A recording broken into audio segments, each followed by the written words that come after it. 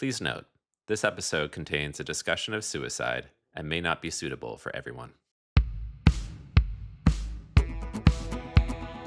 Welcome to Secretly Sporty. I'm your host, Sebastian Langdell, and I'm joined here with my co-creator, Austin Rackless. Hey, Austin. Hey, Sebastian. How's it going? It is good. How's your week going? I mean, it's going okay, but I'm feeling a little unmoored because for over a year now, I've been in the same tennis class, Wednesday nights, 7:30, with a core group of people. But registration for this session was ruthless, and it filled up by 7 a.m., and I wasn't able to get into the class, and I sort of realized how much my week has been sort of structured around that. So now that I don't have it, I'm just like, I don't know what day it is. I'm not seeing these friends who I sort of got used to seeing every week. It's rough. I mean, like, my classes at my gym for like strength and hit and that kind of thing fill up within, honestly, like 30 seconds of when the classes become available. It's so cutthroat. I'm like keeping an eye on my email for the moment they send that link. I will be staying up to midnight so that I am the first person in that class. You're not keeping me out of Wednesday twice.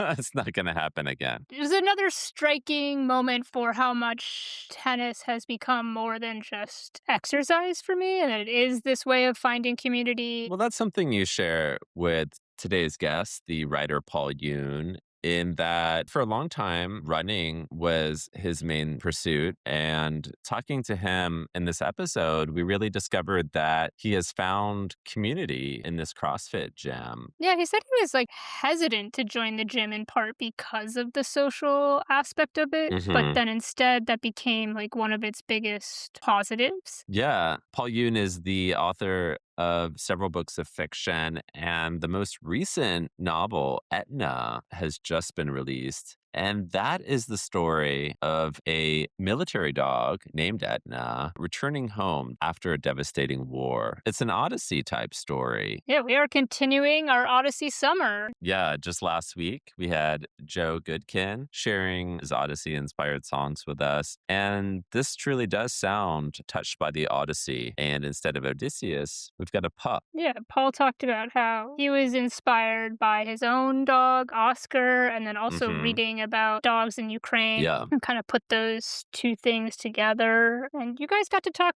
kind of in depth about pets and pet psychology. And just pet companionship and, you know, having a dog by your side as you're writing fiction or writing whatever. Or a cat. I got a stump for the cats over here. Cats also great I company. got 3. 2 of them have actually been fighting recently, and I've been wishing I could get into their heads or at least communicate and be like, boys, let's work this out.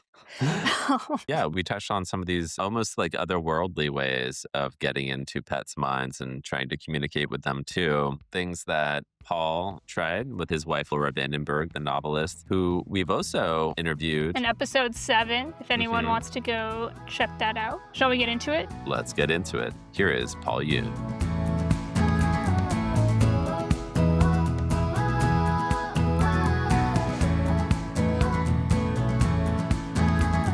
Paul, thank you so much for being here. It's a joy to have you. And we like to start by asking about your most recent workout. So what did you do? How did it go? Well, first, really happy to be here, Sebastian. Thanks for having me on. My most recent solo workout was this morning. I went for an 8-mile run. I live in the Hudson Valley in a town called Hudson. There aren't that many places to run, but there's this beautiful cemetery about 3 blocks from where I live. And so I usually head up there and it's really quiet and you don't have to worry about traffic. But before that, last week for my gym, we've been working on box squats, which I haven't really done before. So that's been a lot of fun because it turns out I can lift heavier with a box squat than I can with a back squat or something. Very cool. What kind of gym do you go to? The gym is called Hudson Strength Lab. Shout out to my lab family. I would say it's CrossFit style. There's a aerobic component, there's gymnastic component, there's strength training component. We're usually lifting weights for the first half and then doing some kind of cardio component after that. How long have you been using that gym? Next week is my year anniversary, so not very long at all. I'm actually very, very new to this. You know, I'm still kind of like a kid in a candy store where I'm just like, this is amazing,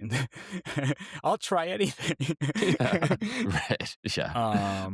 But there's something different between the kind of solitary pursuit of something for a long time, like running, and then the gym is this kind of group thing where we're all like more social. And running started so long ago, I can't actually remember. It was decades Okay. ago. I was a really heavy smoker, and I think it was in my 30s. And I just kind of woke up one day. I was like, I have to quit. And I read somewhere that running would help get my mind off of the craving. And so and I were living in Baltimore then, and we were living across the street from Johns Hopkins campus. And so just as a way to kind of get my mind off of cigarettes, I would just cross the street and use the track whenever it was free. It was a miracle to be able to like complete a mile, like 4 laps. And then I just sort of kept it going. And then I think it became a way to kind of help with my writing. Running kind of became, it's just sort of like if you get into that zone, your mind sort of opens, right? And that space, that open space while I was running became a way for me to kind of tackle any sort of hurdles in storytelling and like the things I was working on. And usually by the time like I hit some kind of midway point, I not necessarily figured something out, but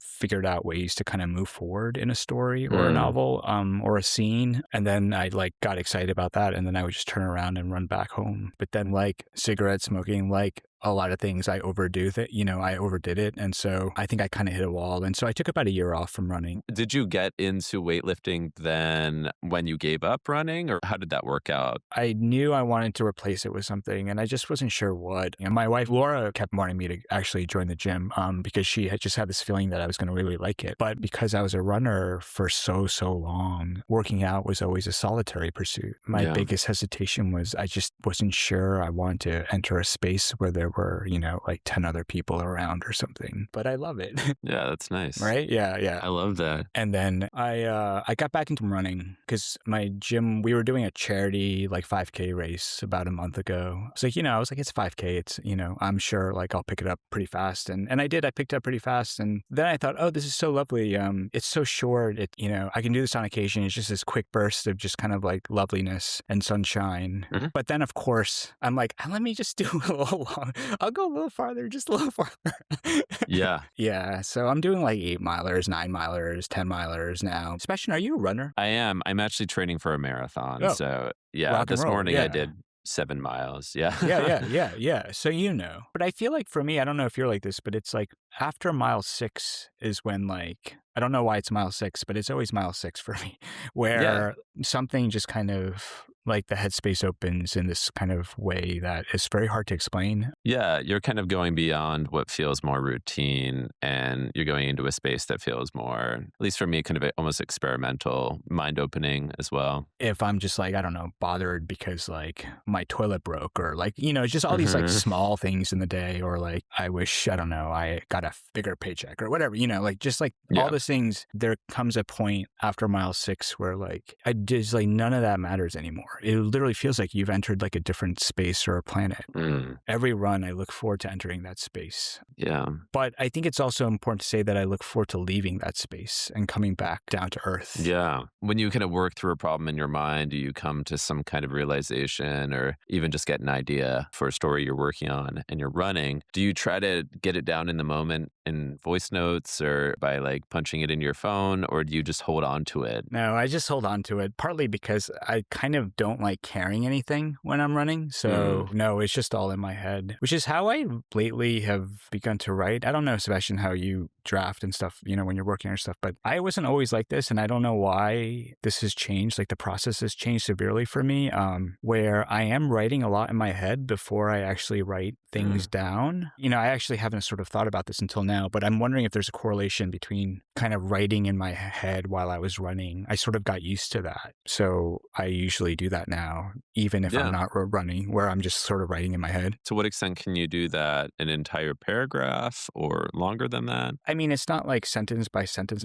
but I know all the moves, almost like, I don't know, like I'm not a dancer, but I'm assuming if you were kind of memorizing a long sequence for a dance, it's sort of, I've grown to like learn how to like imagine or picture the kind of like architecture of an entire story. Yeah. And then when I sort of sit down and start writing, I have that as a kind of guide, Yeah. just to go back to gym stuff, but every Thursday at my gym, there's a strict just kettlebell class, which has turned into like one of my favorite classes. But we're doing these things called flows, like 16-minute flows, where there's sort of like all these steps and you just keep doing them and keep doing them. And so I think just as a writer, I've grown to appreciate that because it feels kind of like the way I write. And when you put them down on the page, do the moves stay in that sequence generally? Sometimes and sometimes not. And I think part of the beauty and the magic is just being open to those surprises and in kind of real time being like, oh, that's not how I thought of this at all. And yet here we go. I'm suddenly in like a completely different space or like scene or the character did something that I thought they were going to do this one thing, but now they're doing this thing and I love it.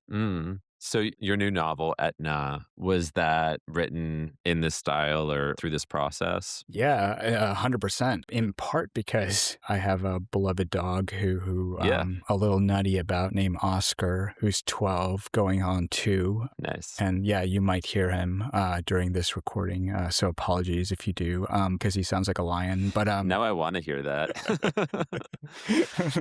it's pretty loud. But some part of him is always on me while I'm writing. Like I'm working on the couch. I don't really work on a desk anymore. And so for the past few books, I've sort of felt his physicality kind of like beside me, you know, whether it's his paw on my lap or his head or whatever, and or his back. And that led to sort of just imagining what his voice might be, you know, and then that voice became a way for me to communicate with Oscar, not like literally, but just kind of this imagined space where I was having a conversation with a dog, which I know sounds bonkers, but that's like one part of how the book started, was just kind of like thinking about his voice, you know? How did the context of this dog returning from a war zone in kind of an unnamed country, when did that come into play and how? It's a really great question. I think in a lot of ways, I have been for the past few decades and 5 books been dealing with war and global conflicts for every single project, you know, and whether that's sort of after conflict, between conflicts, during conflicts, it's just been kind of something that I've been very much engaged with and seriously engaged with through all my stories and novels, you know, in part because, you know, I have family who survived the Korean War. And so I think part of it was just kind of growing up with a lot of stories that evolved around those times, right? And so I think in a lot of ways it became a kind of natural sort of way in, which is that I was just engaged with these topics for a long time. And I just want to continue to engage with those topics. But just to like some more concrete examples, I remember when the war in Ukraine began, and there was this article very early on about how so many civilians had to leave behind their pets to flee. And then these nonprofit organizations and rescue organizations, they decided they would go back into kind of, you know, these very dangerous areas to try to rescue the animals. And I remember reading that. I think it was in the Times. I don't remember who the journalist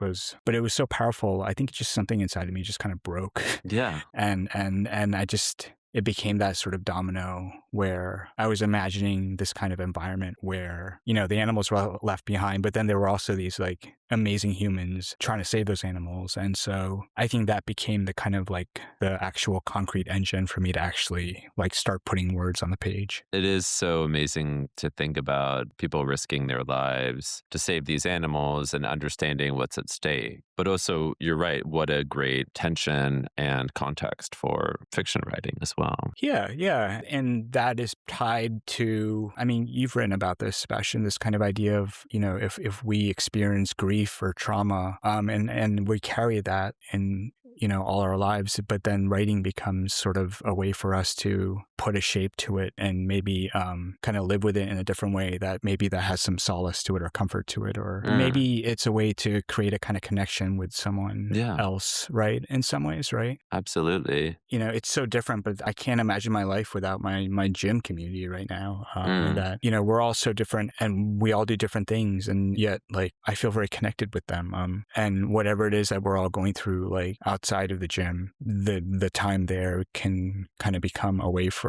all of us to kind of put our heads together and engage with this, for lack of a better word, challenge or problem, right? Which is lifting this really fucking heavy thing and doing it like in a way that doesn't obviously hurt us, but like, you know, and that kind of accomplishment, I think, to me feels similar to like finishing like a chapter or a scene or a short story where suddenly you have like a shape, you have an architecture to something that has been this like heavy thing that's been kind of like lingering or weighing on you or just sort of like floating like above your eyes.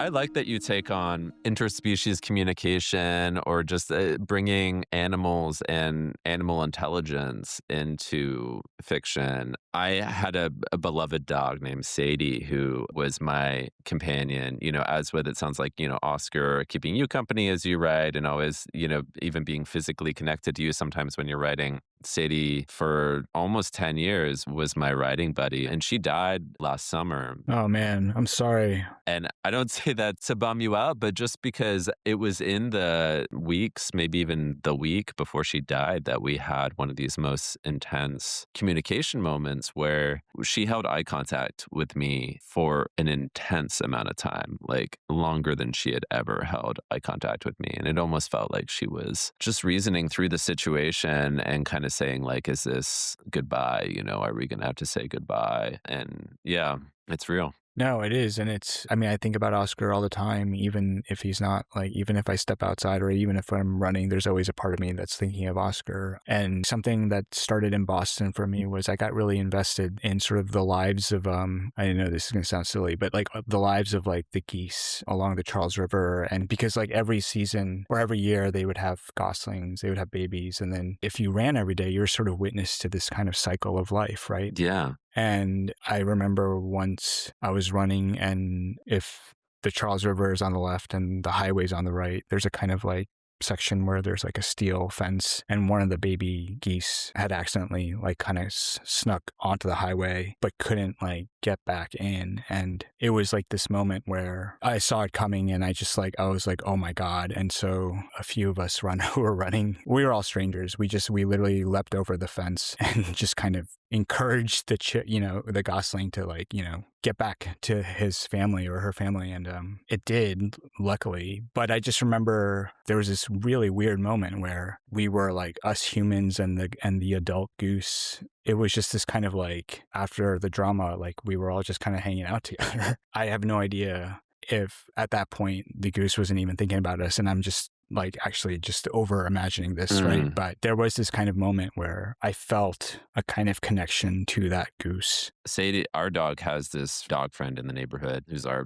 friend's dog, Cooper. And as Sadie was going through her illness, our friend and her dog went to a pet psychic. And we've done that too. You've done that too? Okay. Yeah. And the pet psychic was asking Cooper, like, why have you been so down recently? And I guess was able to receive that Cooper was really worried about his friend and hadn't seen Sadie for some time and was worried. Wow. How was your experience with the pet psychic? This was like, I don't remember how old Oscar was. He was a lot younger. So we had this person, we had a long conversation with her, and then she sort of created this very long like monologue in the voice of Oscar. But like the one thing that always sticks with me is we were living in this like kind of apartment near campus at Harvard where I used to teach, and where Laura still teaches, and Oscar would sleep with us in bed.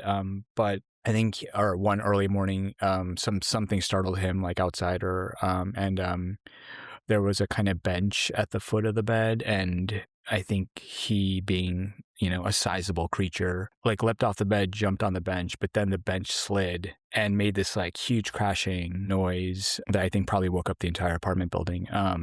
And pissed everyone off. But there was this moment where the psychic was just saying, there's this thing in your bedroom that he does not like, and he doesn't want to, he's nervous about touching it and knows he did a bad thing, and so that was kind of a really bizarre and magical and strange, like we never told her about the bedroom or a bench in the bedroom, but it was just, I just remember like moments like that. I was really moved by that. And it's because of that there actually is one of the human characters in the novel that is a dog psychic. Oh, nice. I've seen you mention John Berger's King, for instance, as a novel told through the point of view of a dog. Was that inspirational for you? I think I read that like in my 20s, and it's a novel that takes place in 24 hours in a kind of unhomed community. I want to say in some sort of fictional area of a city in France. And everyone knows that in 24 hours, they're going to get kicked out because this giant company is coming in to develop the land and turn it into like a corporate building or something, you know? And so the dog becomes kind of the lens. But I love this idea of like using kind of the dog as a kind of ferry person that can kind of move throughout the entire community. That's always had an impression on me. I don't know if you've read Sebastian, William Maxwell's So Long, See You Tomorrow. Oh, it's one of my favorite books. Yeah. So it's one of my favorite books. But I mean, you remember like near the end where the point of view just suddenly it switches to the dog. Yeah. It's still one of my favorite like moments in like a novel, you know? Yeah, absolutely. I was certainly thinking about that. This probably sounds really silly, but like Ferdinand the Bull was like one of my favorite books, you know? And yeah. I don't know if I was actively thinking of Ferdinand, but I'm sure there was some part of me that was, you know?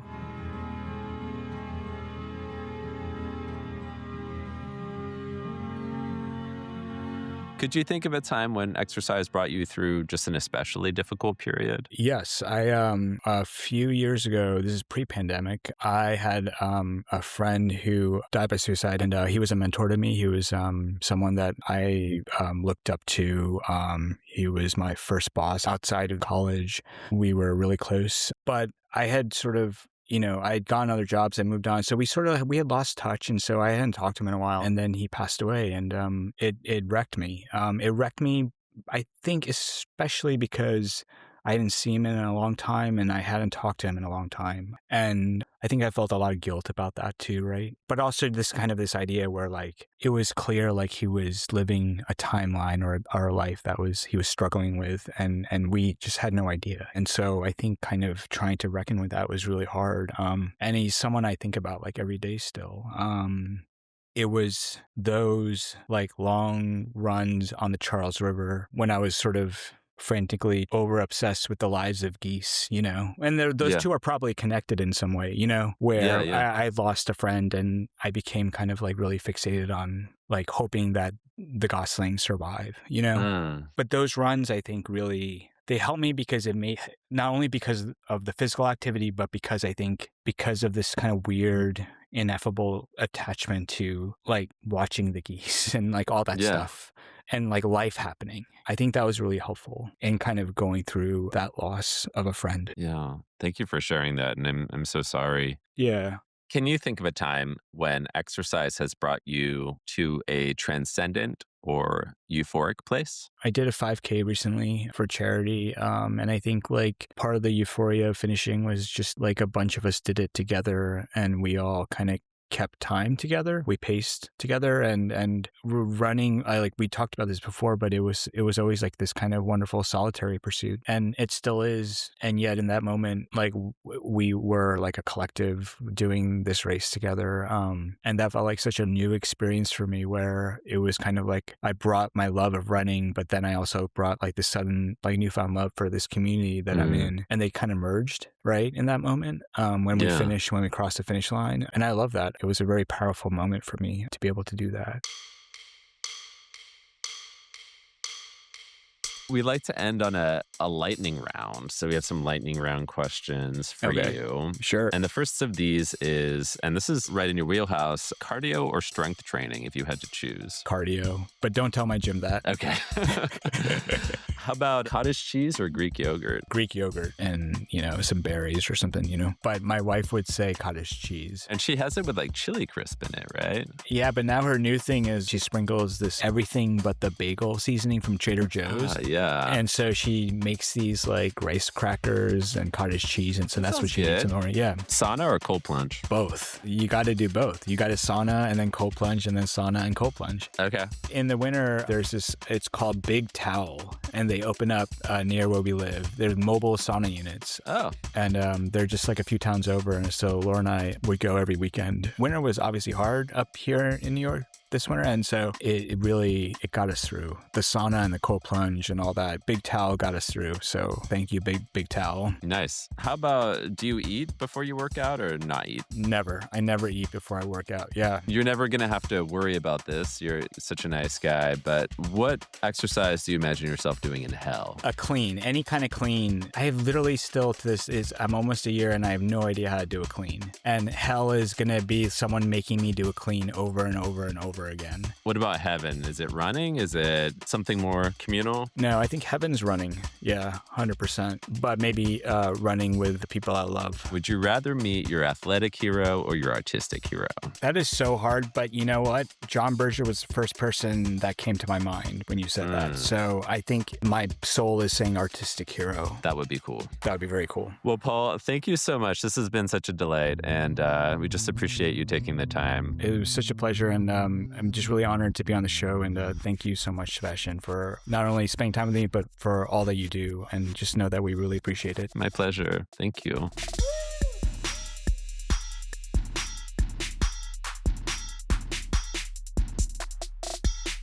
Join us next time as Sebastian and I take a rest day with writer, podcaster, and story guru Matt Berg. We compare our favorite sports movies, and Matt breaks down what makes a movie good to watch on the elliptical. Plus, he shares how walking in Central Park helped him get through a life-threatening illness. See you then.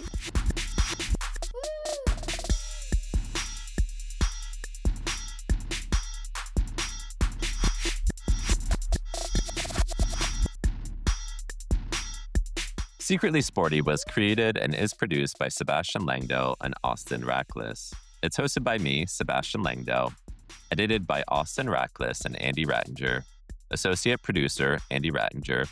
Our music is composed by Catherine Joy, cover art by Ben Wiseman, represented by Illustration Division, Inc. The outro song you're listening to now is Reverse Trapdoor by Pocket Radio featuring Ollie. Special thanks to Liam Billingham.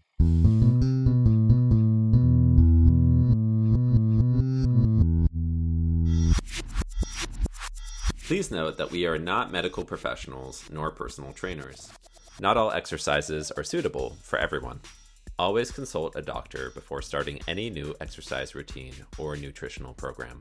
The views expressed in this show are those of the show's creators or the guests, and not those of any other entity or institution.